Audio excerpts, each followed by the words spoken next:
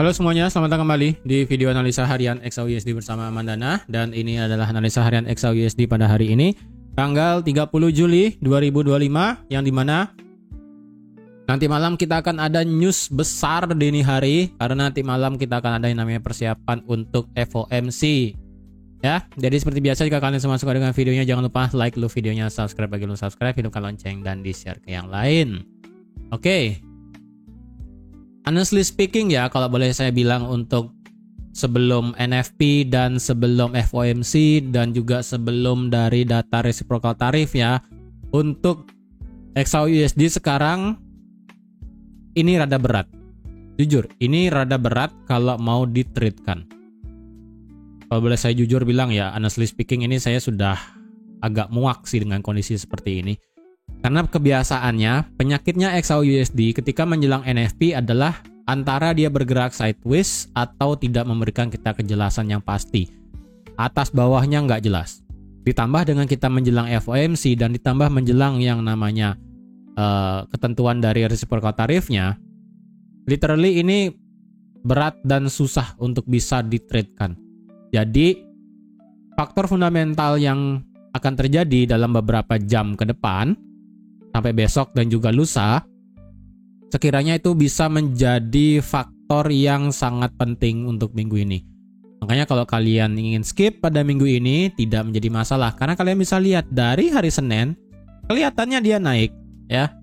Dari hari Senin kelihatannya dia naik, tapi apakah naiknya ini normal? Kalian lihat sendiri pakai time frame 1 jam. Ke atas, ke bawah, ke atas, ke bawah, ke atas, ke bawah, ke atas, ke bawah, ke atas, ke bawah, ke atas, ke bawah, ke atas, ke bawah lagi sekarang. Jadi ibaratnya kalian yang nge-sell dapat, nge-buy dapat, nge-sell dapat, nge-buy dapat, bukan yang kayak langsung nge-buy tembak jauh 100 pip, 200 bahkan bisa lebih, kemudian nge-sell bisa lanjut untuk menurunkan tren gitu kan. Nggak bisa, susah. Ya. Penyakit menjelang NFP, FOMC, dan tanggal 1 Agustus lah itu intinya membuat benar-benar ini susah ditradingkan. Untuk sekarang saya sudah tidak ada open posisi lagi untuk di XAUUSD, yang 3305 sudah keluar karena kemarin sudah kena stop loss di sini di 3316 SL Plus, dan sekarang saya lebih prefer sampai NFP baru saya kemungkinan akan ada trading lagi. Tapi kalau kalian ingin trade dalam beberapa hari ke depan, waspada saja. Ya. Dari segi fundamental dulu saya update ya. Dari segi fundamental, apa yang terjadi kemarin pada saat pertemuan antara Amerika dengan Cina di Stockholm, Inggris, itu pada saat press conference kemarin sekitar jam setengah 12 malam kalau nggak salah ya. Kalau nggak salah ya, coba saya buka dulu. Sekitar jam ya, ini jam 1 pagi ya, sekitar jam ini juga jam setengah 12 malam. Ini pressconnya antara Amerika dengan Cina. Apa yang dibahas di sini itu tidak terlalu signifikan, tapi apa yang kemungkinan bakal terjadi adalah terjadinya pause lagi selama 90 hari extension yang kemungkinan jatuh di tanggal 10 November. Tetapi ini perlu ada approval dari Trump.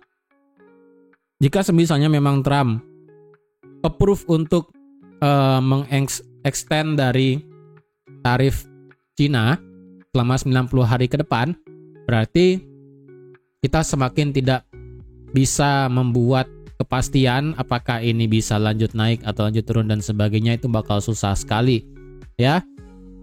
Tetapi kalau semisalnya nih ya, nih lagi satu, jika Trump tidak approve tarif extensionnya, maka kemungkinan Chinese good akan kembali kena tarif sebesar di tanggal 2 April kemarin. Jadi ingat, kita pada saat pertemuan di London itu sepakat untuk extend sampai tanggal 12 Agustus. Kemudian jika nanti, dan hari ini ya, ini kan kejadiannya kan jam setengah 1 pagi nih. Kemudian ini kan dibilangnya tomorrow. Tomorrow itu berarti hari ini menjelang FOMC ya. Apakah nanti Trump akan bilang oke, China tarif itu bakal diperpanjang, di-extend sampai 90 hari, yaitu sampai 10 November. Dan jika itu memang terjadi, berarti ini ya semakin tidak memberikan kita kejelasan dari segi antara Amerika dengan Cina. Maka seharusnya dengan demikian kita bisa melihat XAU-USD yang naik karena tidak ada kejelasan tarif. Maka yang diuntungkan adalah XAU-USD seharusnya. Tetapi ingat, nanti malam kita ada FOMC juga. FOMC nanti malam itu akan diperkirakan tidak akan potong suku bunga. Kecuali ini tiba-tiba langsung potong suku bunga jebret ke 4,25, dipotong sebanyak 25 basis poin. Ini auto bubar. Gold auto bubar, gold auto naik mungkin sampai 3.350 dan ke atasnya. Itu sudah pasti sekali klik langsung dia naik. Ya. Walaupun nanti malam kita ada news juga masalah ADP non-farm employment change diperkirakan akan positif sedikit. Kemudian advance GDP, yang dimana advance GDP adalah GDP preliminary sepertinya ya. Coba saya lihat dulu. Ini adalah GDP growth rate ya, benar. Advance-nya untuk di kuartal kedua. Jadi GDP growth rate di Amerika di kuartal kedua diperkirakan akan naik dari minus 0,5 ke 2,4%. Ini luar biasa gede naiknya. Oke. Ini luar biasa besar. Karena kalau kita lihat Q1, kita lihat perbandingannya ya. Dari Q1 2025 itu minus 0,5. Jadi kalau sampai Q2 sekarang juga minus, berarti otomatis secara teori, based on teori, growth rate dari Amerika GDP-nya itu mengalami yang namanya resesi karena sudah 2 kali minus. Jadi kalau ini balik lagi positif di angka 2,4 ya. Nah ini 2,4 ataupun bahkan diperkirakan sampai 2,5 itu bakal menguntungkan sekali untuk USD. Otomatis XAU USD bakal ditekan turun. Selain itu kita juga akan ada yang namanya data mana dia tadi ya? Core PCE prices dan juga PCE prices. Ini. Ya, ini walaupun tidak terlalu kelihatan, tapi ini bisa menjadi faktor juga ya. Dari segi core PCE prices, dari harga PCE-nya diperkirakan akan turun dari 3,5 ke 2,4, sedangkan PCE prices-nya sama-sama turun juga dari 3,7 ke 0,9. Sedangkan real consumer spending diperkirakan akan naik dari 0,5 ke 0,9. Kemudian diikuti setelah itu adalah pending home sales. Nah, ini pending home sales menurut saya tidak akan terlalu berdampak ya. Nah, ini kan penjualan rumah yang tertunda. Ini nggak akan terlalu gimana. Jadi menurut saya nanti malam selain ADP, kita ada GDP growth rate dan diikuti oleh core PCE dan PCE price index. Jadi semisalnya dua ini bagus ya, ADP ini naik dari minus 33.000, kemudian naik menjadi di atas 78.000 atau nggak di atas 50.000 aja. Itu bisa menjadi faktor untuk menguatkan USD, otomatis gold melemah. Dan jika ditambah dengan tingkat GDP Amerika naik ya, growth rate-nya dari minus 0,5 ke 2,4, itu bakal luar biasa gininya USD menguat. Dan ditambah jika memang benar FOMC nanti malam tidak akan ada potong suku bunga, itu sudah triple apa ya, 3 kali serangan ya. Data pertama bagus, data kedua GDP-nya bagus, kemudian FOMC tidak jadi potong suku bunga, dan nada pada saat preskon itu masih dalam nada yang netral, hati-hati, ataupun lebih kepada data dependent untuk masalah tarif. Ingat ya, pada saat preskon di sini itu pasti akan ditanya oleh beberapa jurnalis dari media. Nah, nanti Jerome Powell akan mengatakan apakah beliau akan bernada dovish, hawkish, atau netral. Tapi menurut saya sih di sini untuk Jerome Powell, apa yang dikatakan nanti malam lebih kepada sikapnya netral. Menurut saya beliau akan bilang lebih kepada data dependent, akan memperhatikan dari dampak tarif ke harga, kemudian ke inflasi, dan sebagainya ke sektor yang lain seperti apa. Jika semisalnya kita melihat valid data, ataupun data yang benar-benar mempengaruhi dari kebijakan suku bunga sekarang, maka itu bisa menjadi faktor kalau sekiranya The Fed perlu potong suku bunga. Ya, karena dari data-data sebelumnya, sebelum FOMC meeting nanti malam itu kan semuanya bagus, NFP bagus, CPI masih turun, masih rendah gitu kan, apalagi ditambah GDP nanti misalnya keluarnya beneran di atas 2,4, di atas 2%. Ya udah, jadi buat apa The Fed potong suku bunga itu buat apa? Kalau selama ekonominya masih bagus, penganggurannya rendah, kemudian angka inflasi turun, bukan turun ya, masih terkendali, kemudian jumlah orang yang bekerja masih oke. Jadi buat apa The Fed potong suku bunga gitu kan? Jadi kalau nanti dampak tarif itu melukai perekonomian, nah itu baru bisa The Fed potong suku bunga. Gitu. Jadi menurut saya nanti malam di sini The Fed lebih ke kata-kata yang netral sih, ke kata-kata yang bijak. Jadi kalau udah kata-kata kayak begitu, ini bahasa kasarnya triple kill lah untuk XAUUSD. Sekalinya drop, kemungkinan kita hari ini bisa di bawah 3.300. Ya, jadi hati-hati. Entah di mana ini bakal kena 3.300 ya. Jadi jujur ini kayaknya agak susah. Oke, kita lihat dari segi daily. Kita melihat adanya candle bullish, tapi candle bullish ini tidak mencerminkan apapun ya. Tidak mencerminkan apapun. Kalau kita lihat dari segi stokastiknya, oke, ini kelihatannya mulai nge-cross, cuman ini tidak, karena ini kalau kita lihat antara slow dan fast itu sama-sama masih berjarak lebar, jadi tendensi power ke bawah itu masih cukup. Apalagi yang slow sekarang sudah di bawah 40. Sudah di bawah 30 juga, sudah di 28. Kemudian yang fast juga sudah turun di bawah 50. Masalahnya cuma dari segi RSI. RSI di sini masih flat di bawah 50, masih di atas 40. Ya, masih di sini. Masih kisaran 45-an lah ya bahasa kasarnya. Jadi dari segi daily belum mencerminkan kita benar-benar mau pure bearish atau enggak. Cuman dari segi daily market structure terakhir adalah di sini ya kan. Dia akan naik, turun, naik, turun, naik, break. Oke. Dia kan sudah break. Jadi otomatis dia membuat yang namanya change of character. Walaupun change of characternya ini hanyalah sebatas shadow doang. Jadi, jika nanti malam kita melihat adanya close candle di bawah ini, di bawah 3309, berarti itu akan menjadi valid change of character karena sudah ada candle close di bawah itu. Dan kemungkinan untuk dari segi daily yang tadi saya bilang, penurunan untuk bisa sampai ekstrim adalah sampai ke 3275.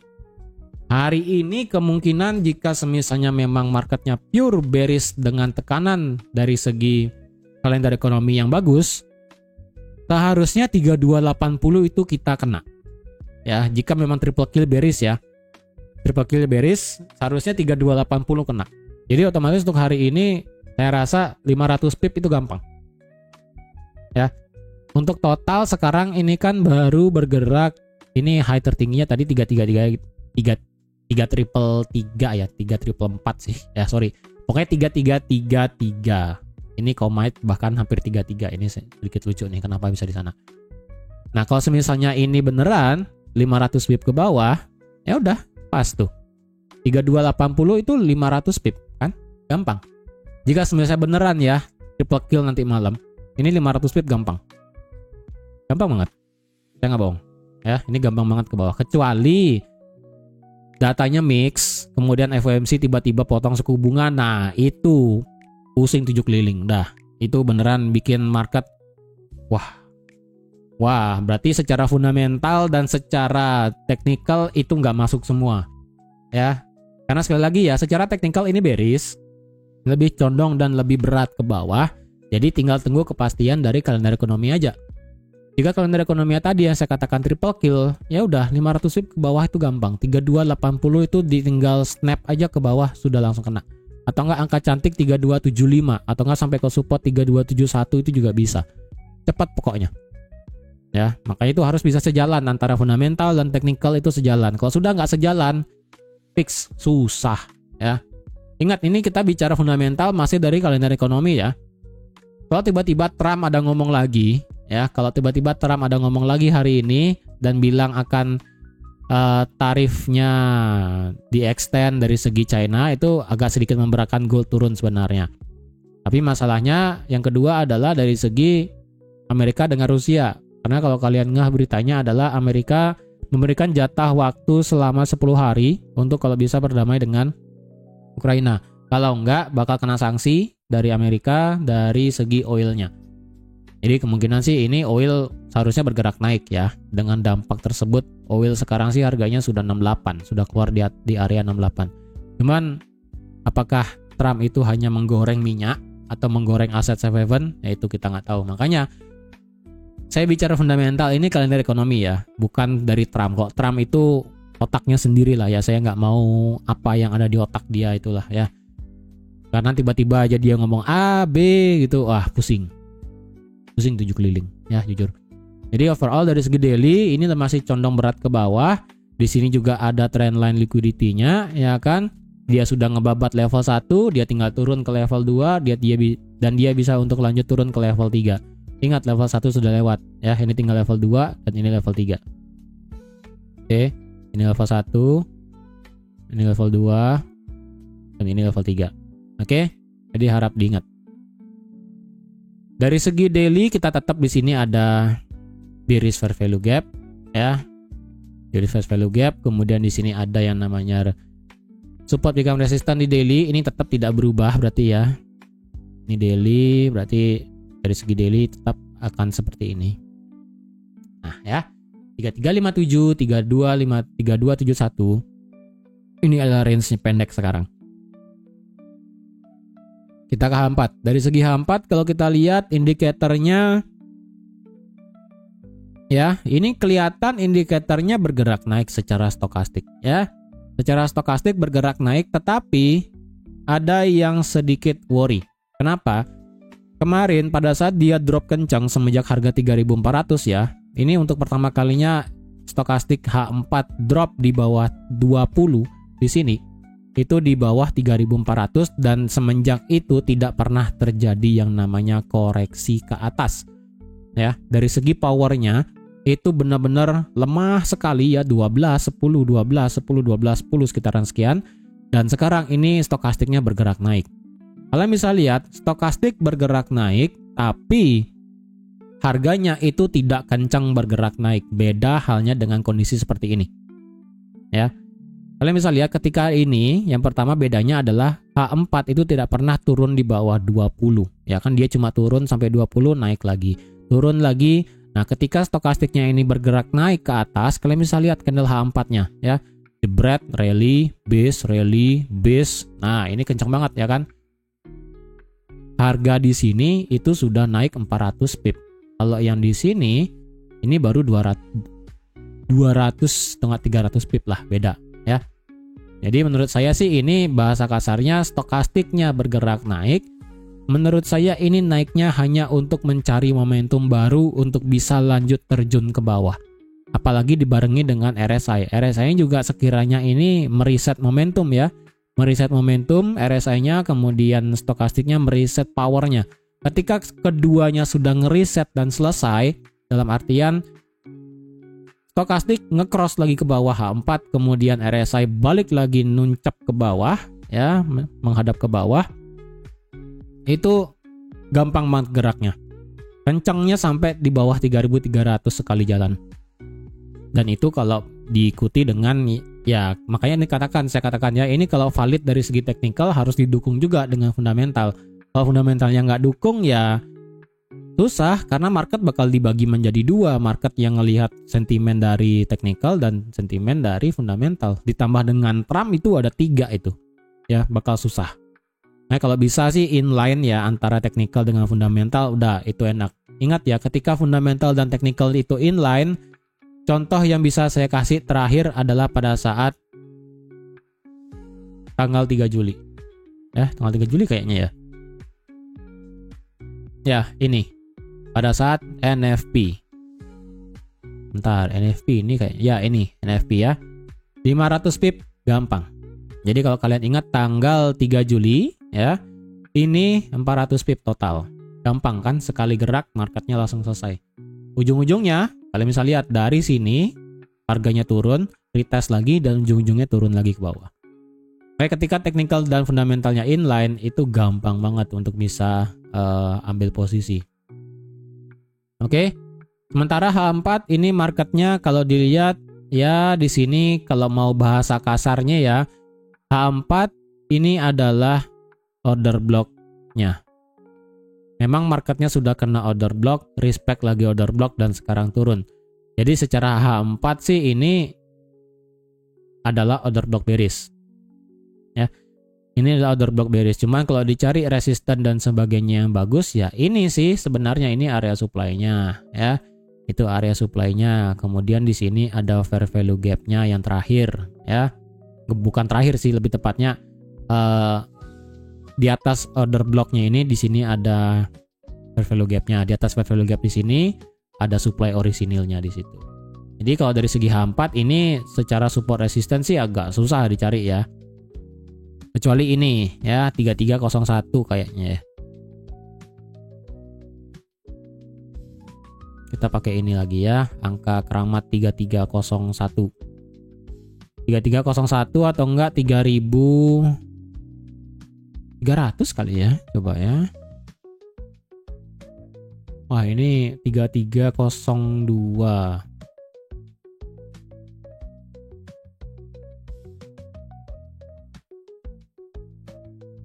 $3.300 sih harusnya ya.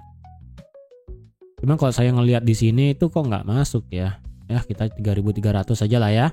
Pakai angka cantik aja 3.300 biar nggak ribet gitu kan. Oke. Ingat ya H4 itu memang di sini ada area demand-nya dan sekali lagi original demand-nya itu ada di sini. Jadi terserah kalian mau pakai yang ini atau mau pakai yang ini, bebas.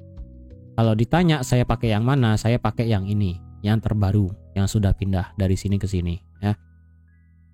Tapi karena ini 3.300 dan kemarin sudah saya buat skenario-nya ya yang dimana ini adalah fake out kemudian naik.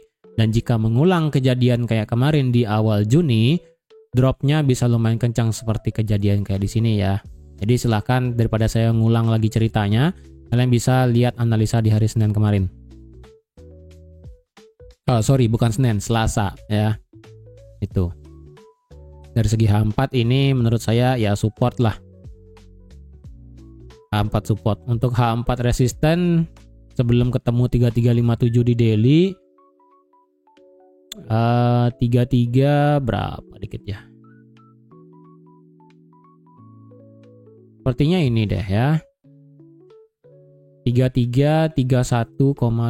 Ini nggak begitu bagus sih angkanya sebenarnya, cuman ini valid lah sedikit ya.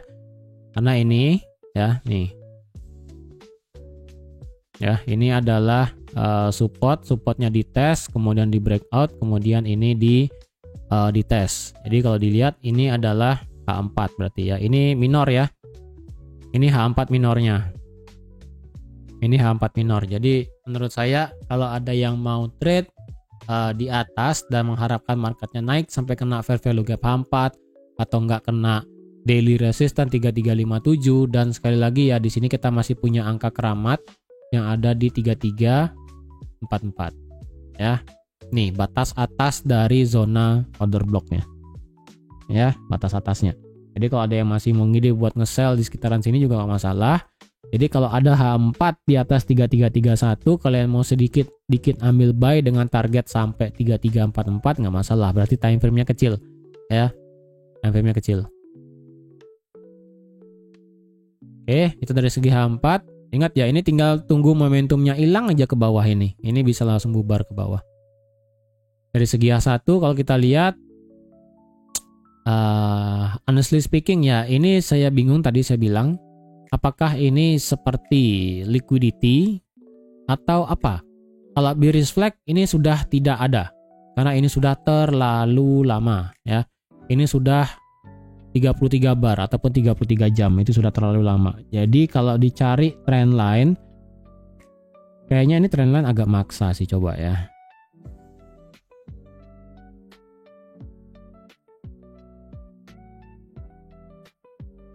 Coba di sini. Ini kalau yang ini trend line-nya maksa ya. Kalau pakai trend line-nya yang di sini ini masih terlalu jauh. Ntar saya pakai line chart deh. Oke, line chart seperti ini ya kalau kalian mau pakai. Ini berarti line chartnya nih. Ya, ini line chartnya. Jadi kalau kalian mau pakai line chart kayak begini juga boleh ya.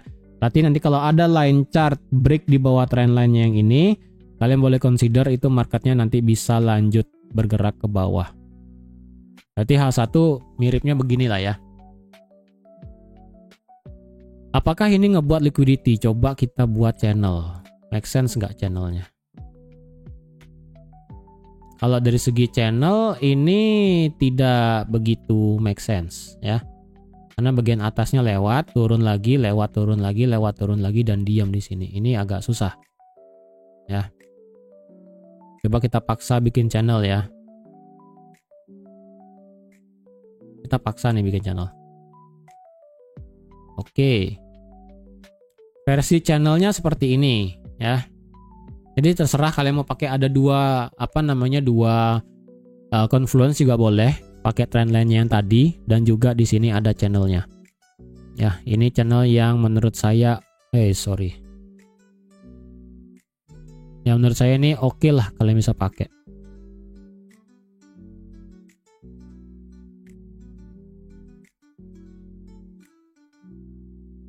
Oops, sorry.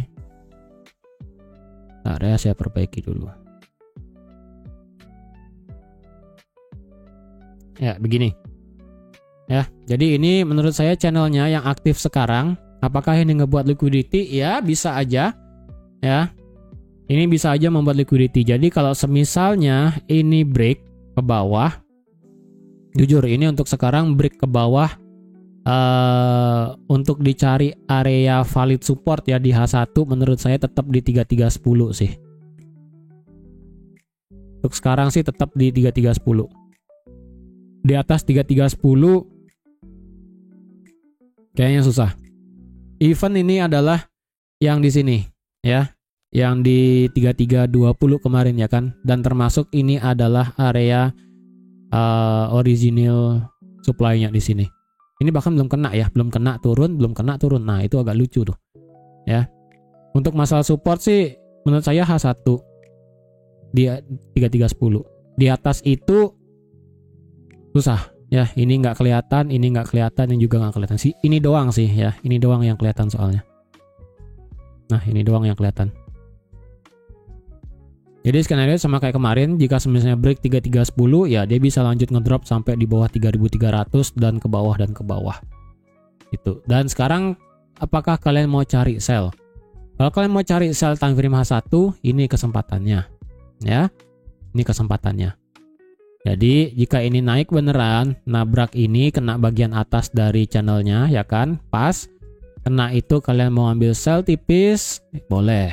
Ya, ataupun jika semisalnya ini nanti break ujung-ujungnya ke bawah, kalian ambil sell untuk TP jauh bisa. Nah, ini skenario enak ya, skenario yang enak seperti ini. Ada skenario yang nggak enak, yang dimana jika dia break di bawah channel, nah ini ketika break di bawah channel ini saya worry-nya dia break doang, turun, mantul dan begini ujung-ujungnya. Ya, ujung-ujungnya ini adalah kondisi sideways, kejebak antara mungkin 3331, 3330 sampai 3310. Kalau udah kejebak seperti itu adalah skenario yang buruk yang bakal susah kalian pakai untuk trading. Jadi kalau kalian sudah terbiasa untuk range trading itu enak. Cuma kalau saya pribadi sih ini udah nggak enak kalau kondisinya kayak begitu. Ya, ini skenario yang nggak enak. Tetapi jika semisalnya ini break di bawah trendline, retest, kalian ada yang mengide ambil sell, kemudian marketnya turun, break di bawah 3310, break lagi, nah ini lebih enak. Ya, ini lebih enak. Break trendline, break 10, break 3300, wah itu sekali tarik tuh enak tuh. Ya. Tapi apakah kayak begitu? Nah, itu masalahnya. Ya. Kita tunggu nanti malam apakah pergerakannya sesuai atau enggak, itu aja. Kalau ditanya dari segi time frame H1 ini sebenarnya marketnya ngebuat apa? Higher high, higher low atau bagaimana? Secara H1 ini marketnya bullish ya. Karena marketnya ngebuat higher high dan higher low. Ini ya. Tapi tetap ya, low validnya itu ada di sini. Lower high valid dan lower low valid. Ini adalah pergerakan internalnya ataupun pergerakan minornya. Oke. Jadi dia naik. Sorry, jelek banget. Saya pakai tanda panah ya. Naik, turun, naik, dia ngebuat inducement, oke. Kemudian dia naik, kemudian dia ngebuat turun, kemudian dia naik, dia turun, dia naik, dia turun, dia naik, dia turun, kemudian dia ini masih di tengah-tengah. Nah, jadi overall untuk dari segi H1 inducementnya terakhir ada di sekitaran 3310 valid ya sebagai area support juga. Dan untuk masalah higher low terakhir adalah di 3312, mepet dengan 3310. Jadi otomatis kalau ada yang mau sell lebih baik tunggu H1-nya break ke bawah, break di bawah 10 kayak skenario yang ini yang enak, baru kita bisa ambil sell. Itu aja. Kalau nge-buy sih sekarang jujur sudah agak susah. Bukannya nggak bisa, sudah mulai agak susah. Itu aja ya. Jadi saya rasa sekian dulu untuk analisa XAUUSD pada hari ini. Terima kasih sudah menonton video sampai habis. Terima kasih juga sudah like, share, dan subscribe seperti biasa. Ingat, kalau ada yang mau ikut webinar edukasi strategi scalping di XAUUSD tanggal 15 Agustus, bisa langsung hubungi WhatsApp yang ada di kolom deskripsi. Ya, jadi sekian dulu dan sampai jumpa lagi di analisa harian XAUUSD selanjutnya. Bye-bye.